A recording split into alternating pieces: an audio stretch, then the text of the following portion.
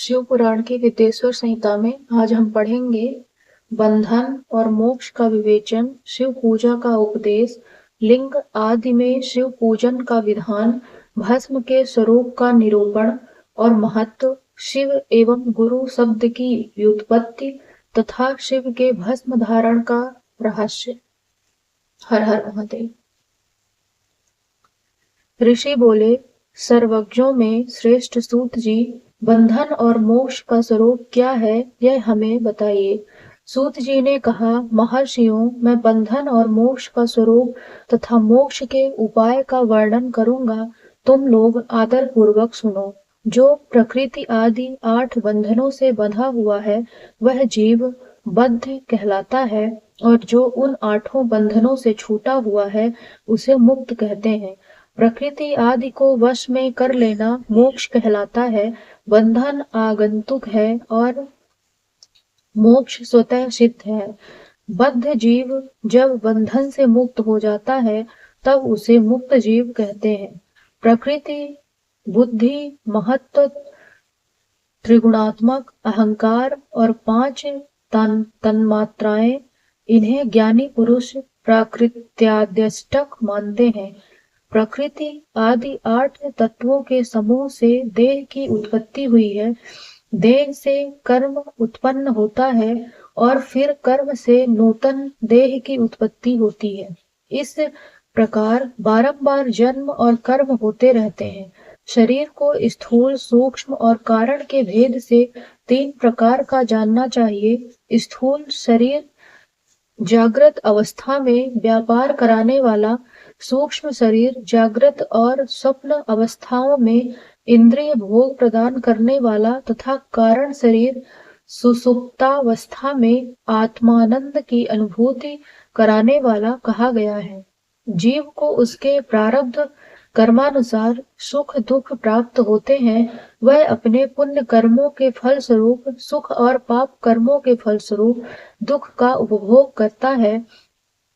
अतः कर्म पाप से बंधा हुआ जीव अपने त्रिविध शरीर से होने वाले शुभाशुभ कर्मों द्वारा सदा चक्र की भांति बारंबार घुमाया जाता है। इस चक्रवत भ्रमण की निवृत्ति के लिए चक्रकर्ता का स्तवन एवं आराधन करना चाहिए।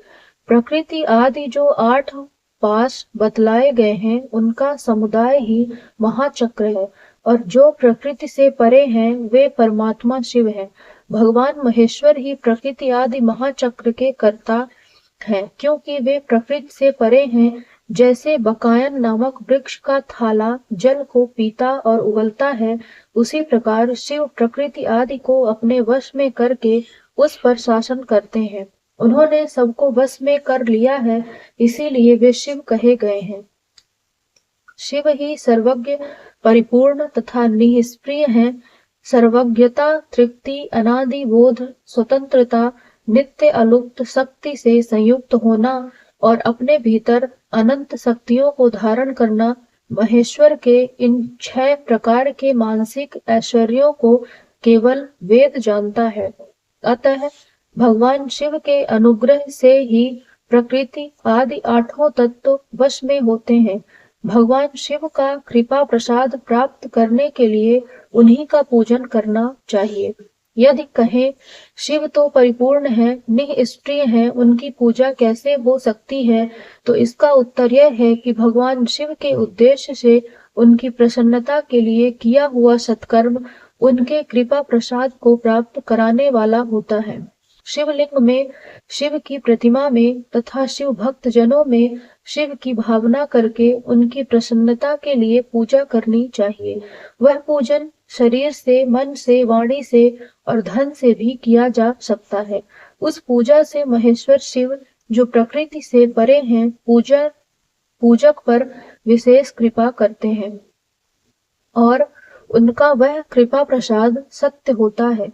शिव की कृपा से कर्म आदि सभी बंधन अपने वश में हो जाते हैं। कर्म से लेकर प्रकृति पर्यंत सब कुछ जब वश में हो जाता है तब वह जीव मुक्त कहलाता है और स्वात्मा राम रूप से विराजमान होता है। परमेश्वर शिव की कृपा से जब कर्म जनित शरीर अपने वश में हो जाता है, तब भगवान शिव के लोक में निवास का सौभाग्य प्राप्त होता है। इसी को सालोक्य मुक्ति कहते हैं। जब तन्मात्राएं वश में हो जाती हैं, तब जीव जगदम्बा सहित शिव का सामीप्य प्राप्त कर लेता है। यह सामीप्य मुक्ति है। उसके आयुध आदि और क्रिया आदि सब कुछ भगवान शिव के समान हो जाते हैं। भगवान का महाप्रसाद प्राप्त होने पर बुद्धि भी वश में हो जाती है। बुद्धि प्रकृति का कार्य है, उसका वश में होना सार्ष्ट मुक्त कहा गया है। पुनः भगवान का महान अनुग्रह प्राप्त होने पर प्रकृति वश में हो जाएगी। उस समय भगवान शिव का मानसिक ऐश्वर्य बिना यत्न के ही प्राप्त हो जाएगा। सर्वज्ञता और तृप्ति आदि जो शिव के ऐश्वर्य हैं, उन्हें पाकर मुक्त पुरुष अपने आत्मा में ही विराजमान होता है। वेद और शास्त्रों में विश्वास रखने वाले विद्वान पुरुष इसी को सायुज्य मुक्ति कहते हैं। इस प्रकार लिंग आदि में शिव की पूजा करने से क्रमशः मुक्ति स्वतः प्राप्त हो जाती है। इसलिए शिव का कृपा प्रसाद प्राप्त करने के लिए तत्संबंधी क्रिया आदि के द्वारा उन्हीं का पूजन करना चाहिए।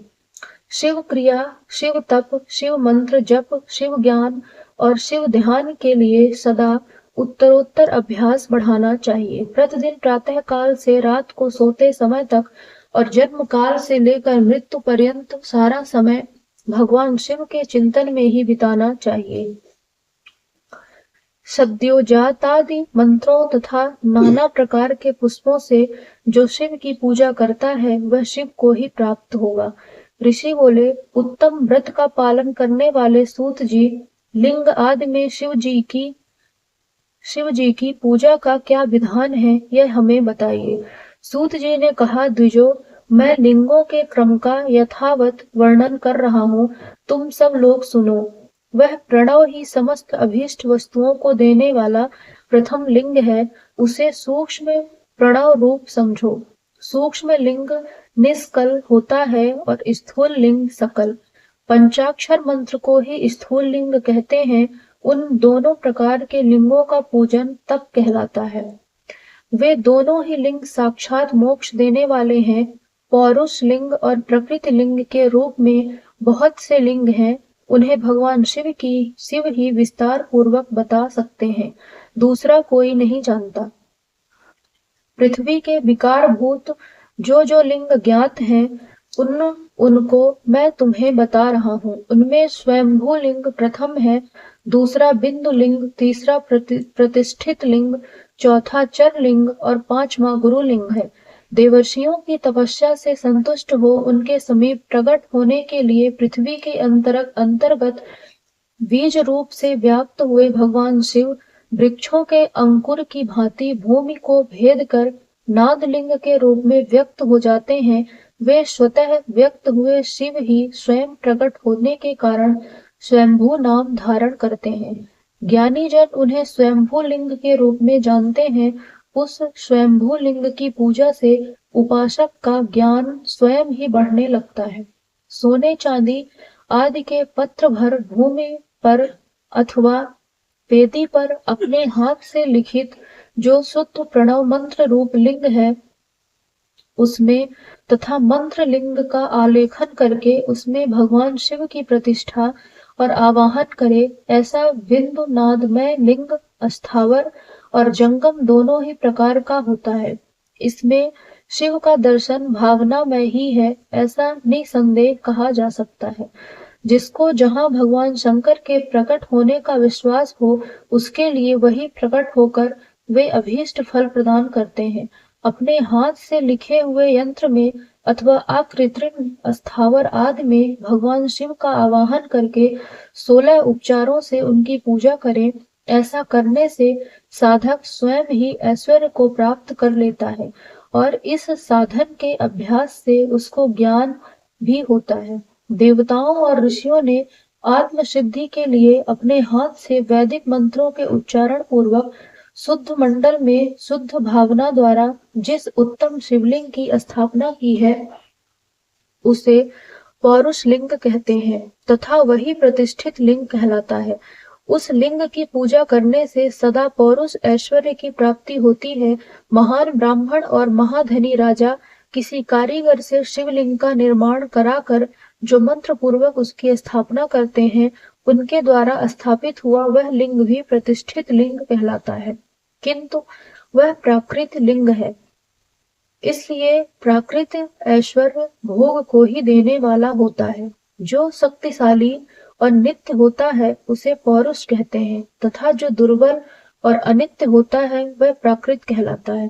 लिंग नाभि, जीवा, नासाग्र भाग और शिखा के क्रम से कटी, हृदय और मस्तक तीनों स्थानों में जो लिंग की भावना की गई है उस आध्यात्मिक लिंग को ही चर लिंग कहते हैं। पर्वत को पौरुष लिंग बताया गया है और भूतल को विद्वान पुरुष प्राकृत लिंग मानते हैं। वृक्ष आदि को पौरुष लिंग जानना चाहिए और गुल्म आदि को प्राकृत लिंग, साठी नामक धान्य को प्राकृत लिंग समझना चाहिए और साल, अगहनी एवं गेहूं को पौरुष लिंग। अणिमा आदि आठों सिद्धियों को देने वाला जो ऐश्वर्य है उसे पौरुष ऐश्वर्य जानना चाहिए। सुंदर स्त्री तथा धन आदि विषयों को आस्तिक पुरुष प्राकृत ऐश्वर्य कहते हैं। चर लिंगों में सबसे प्रथम रसलिंग का वर्णन किया जाता है। रसलिंग ब्राह्मणों को उनकी सारी अभीष्ट वस्तुओं को देने वाला है। शुभ कारक बाणलिंग क्षत्रियों को महान राज्य की प्राप्ति कराने वाला है। सुवर्ण लिंग वैश्यों को महाधनपति का पद प्रदान करने वाला है तथा सुंदर शिवलिंग शूद्रों को महाशुद्धि देने वाला है। स्फटिकमय लिंग तथा बाणलिंग सब लोगों को उनकी समस्त कामनाएं प्रदान करते हैं। अपना ना हो तो दूसरे का स्फटिक या बाणलिंग भी पूजा के लिए निषिद्ध नहीं है। स्त्रियों विशेषतः सधवाओं के लिए पार्थिव लिंग की पूजा का विधान है। प्रवृत्ति मार्ग में स्थित विधवाओं के लिए स्फटिक लिंग की पूजा बताई गई है, परंतु विरक्त विधवाओं के लिए रसलिंग की पूजा को ही श्रेष्ठ कहा गया है। उत्तम व्रत का पालन करने वाले महर्षियों बचपन में, जवानी में और बुढ़ापे में भी शुद्ध स्फटिकमय शिवलिंग का पूजन स्त्रियों को समस्त भोग प्रदान करने वाला है। गृहासक्त स्त्रियों के लिए पीठ पूजा भूतल पर संपूर्ण अभीष्ट को देने वाली है। प्रवृत्ति मार्ग में चलने वाला पुरुष सुपात्र गुरु के सहयोग से ही समस्त पूजा कर्म संपन्न करे। इष्ट देव का अभिषेक करने के पश्चात अगहनी के चावल से बने हुए खीर आदि पकवानों द्वारा नैवेद्य अर्पण करे। पूजा के अंत में शिवलिंग को संपुट में पधरा कर घर के भीतर पृथक रख दे। जो निवृत्त मार्गी पुरुष हैं उनके लिए हाथ पर ही शिवलिंग पूजा का विधान है। उन्हें भिक्षादि से प्राप्त हुए अपने भोजन को ही नैवेद्य रूप में निवेदित करना चाहिए। निवृत्त पुरुषों के लिए सूक्ष्म लिंग ही श्रेष्ठ बताया जाता है। वे विभूति के द्वारा पूजन करें और विभूति को ही नैवेद्य रूप से निवेदित भी करें। पूजा करके उस लिंग को सदा अपने मस्तक पर धारण करें। विभूति 3 प्रकार की बताई गई है, लोकाग्नि जनित, वेदाग्नि जनित और शिवाग्नि जनित। लोकाग्नि जनित या लौकिक भस्मों को द्रव्यों की शुद्धि के लिए ला कर रखें। मिट्टी, लकड़ी और लोहे के पात्रों की, धान्यों की, तिल आदि द्रव्यों की, वस्त्र आदि की तथा परियुषित वस्तुओं की भस्म से शुद्धि होती है। कुत्ते आदि से दूषित हुए पात्रों की भी भस्म से ही शुद्धि मानी गई है। वस्तु विशेष की शुद्धि के लिए यथा योग्य सजल अथवा निर्जल भस्म का उपयोग करना चाहिए। वेदाग्नि जनित जो भस्म है उसको उन वैदिक कर्मों के अंत में धारण करना चाहिए। मंत्र और क्रिया से जनित जो होम कर्म है वह अग्नि में भस्म का रूप धारण करता है। उस भस्म को धारण करने से वह कर्म आत्मा में आरोपित हो जाता है। आघोर मूर्तिधारी शिव का जो अपना मंत्र है उसे पढ़कर बेल की लकड़ी को जलाएं। उस मंत्र से अभिमंत्रित अग्नि को शिवाग्नि कहा गया है। उसके द्वारा जले हुए काष्ठ का जो भस्म है वह शिवाग्नि जनित है। कपिला गाय के गोबर अथवा गाय मात्र के गोबर को तथा शमी, पीपल, पलास, बड़, अमलतास और बेर इन लकड़ियों को शिवाग्नि से जलाएं, वह शुद्ध भस्म शिवाग्नि जनित माना गया है। अथवा कुश की अग्नि में शिव मंत्र के उच्चारण पूर्वक काष्ठ को जलाएं, फिर उस भस्म को कपड़े से अच्छी तरह छान कर नए घड़े में भर कर रख दें। उसे समय समय पर अपनी कांति या शोभा की वृद्धि के लिए धारण करें। ऐसा करने वाला पुरुष सम्मानित एवं पूजित होता है। पूर्व काल में भगवान शिव ने भस्म शब्द का ऐसा ही अर्थ प्रकट किया था, जैसे राजा अपने राज्य में सारभूत कर को ग्रहण करता है, जैसे मनुष्य सस्य आदि को जलाकर रांध कर उसका सार ग्रहण करते हैं, तथा जैसे जठरानल नाना प्रकार के भक्ष्य भोज्य आदि पदार्थों को भारी मात्रा में ग्रहण करके जलाकर सारतर वस्तु ग्रहण करता और उस सारतर वस्तु से स्वदेह का पोषण करता है, उसी प्रकार प्रपंच करता परमेश्वर शिव ने भी अपने में अधेय रूप से विद्यमान प्रपंच को जलाकर भस्म रूप से उसके सारत तत्व को ग्रहण किया है। प्रपंच को दग्ध करके शिव ने उसके भस्म को अपने शरीर में लगाया है। राख भभूत पोतने के बहाने जगत के सार को ही ग्रहण किया है। अपने शरीर में अपने लिए रत्न स्वरूप भस्म को इस प्रकार स्थापित किया है। आकाश के सार तत्व से केश, वायु के सार तत्व से मुख, अग्नि के सार तत्व से हृदय, जल के सार तत्व से कटिभाग और पृथ्वी के सार तत्व से घुटने को धारण किया है। इसी तरह उनके सारे अंग विभिन्न वस्तुओं के सार रूप हैं। महेश्वर ने अपने ललाट में तिलक रूप से जो त्रिपुंड धारण किया है, वह ब्रह्मा, विष्णु और रुद्र का सार तत्व है। वे इन सब वस्तुओं को जगत के अभ्युदय का हेतु मानते हैं। इन भगवान शिव ने ही प्रपंच के सार सर्वस्व को अपने वश में किया है, अतः इन्हें अपने वश में करने वाला दूसरा कोई नहीं है।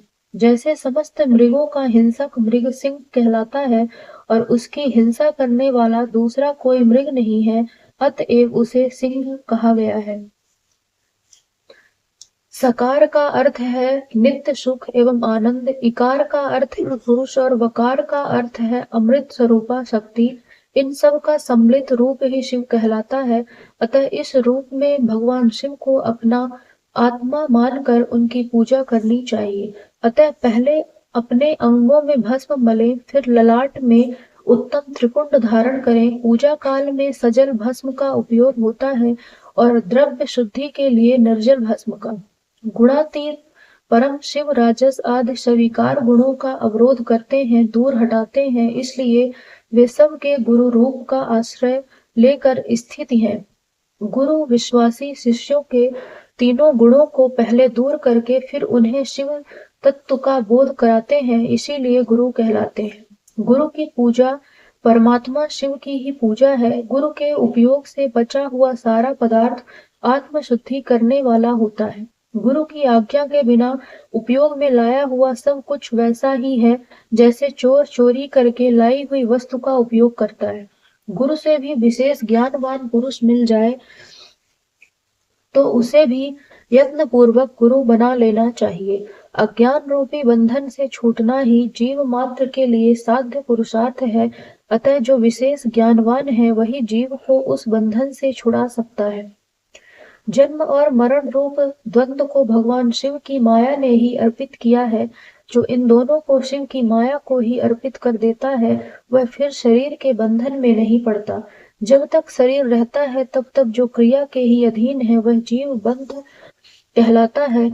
स्थूल, सूक्ष्म और कारण तीनों शरीरों को वश में कर लेने पर जीव का मोक्ष हो जाता है, ऐसा ज्ञानी पुरुषों का कथन है। माया चक्र के निर्माता भगवान शिव ही परम कारण है। वे अपनी माया के दिए हुए द्वंद्व का स्वयं ही परिमार्जन करते हैं। अतः शिव के द्वारा कल्पित हुआ द्वंद्व उन्हीं को समर्पित कर देना चाहिए। जो शिव की पूजा में तत्पर हो वह मौन रहे, सत्य आदि गुणों से संयुक्त हो तथा क्रिया जब तप ज्ञान और ध्यान में से एक एक का अनुष्ठान करता रहे, ऐश्वर्य दिव्य शरीर की प्राप्ति, ज्ञान का उदय, अज्ञान का निवारण और भगवान शिव के सामीप्य का लाभ, ये क्रमशः क्रिया आदि के फल हैं। निष्काम कर्म करने से अज्ञान का निवारण हो जाने के कारण शिव भक्त पुरुष उसके यथोक्त फलों को पाते हैं। शिव भक्त पुरुष देश काल शरीर और धन के अनुसार यथा योग्य क्रिया आदि का अनुष्ठान करे। न्यायोपार्जित उत्तम धन से निर्वाह करते हुए विद्वान पुरुष शिव के स्थान में निवास करें। जीव हिंसा आदि से रहित और अत्यंत क्लेश शून्य जीवन बिताते हुए पंचाक्षर मंत्र के जप से अभिमंत्रित अन्न और जल को सुख स्वरूप माना गया है।